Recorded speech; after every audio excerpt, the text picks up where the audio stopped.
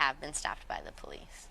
I felt threatened in some senses, or I felt just that the power dynamics were off. So I was pulled off the train by a police officer.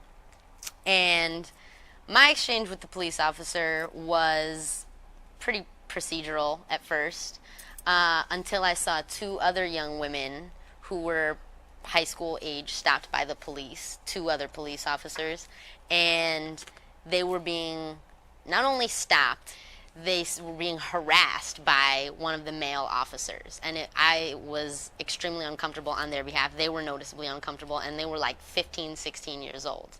And here you have two male police officers, one who's asking them, what's your first class? Oh, gym's your first class? Do you run in gym class?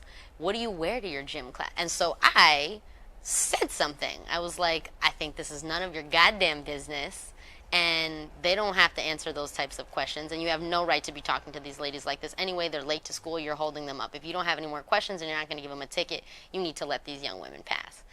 Officer got very upset, became very aggressive, threatened to arrest me. I felt if there had not been a female officer, the one who had been ticketing me in that situation, he very well could have. He very well could have. But she was kind of like, okay, this is getting out of control, this is getting out of hand. And it was interesting because the young women and I had an exchange about that whole situation on the train afterwards, and the whole train jumped in and was like, oh no, you cannot allow the power dynamic, or like for police officers to abuse their power and to talk to you like that. You need to make sure that you get people's badge numbers. You can't let people talk to you that way, and really reinforcing that it was really a gross abuse of power. I mean, the language that the officer was using with them ended up just getting way beyond what was like even normal flirting, even though it is not normal for a police officer to flirt with a 15-year-old girl, to like kind of grotesque language that was just like too much.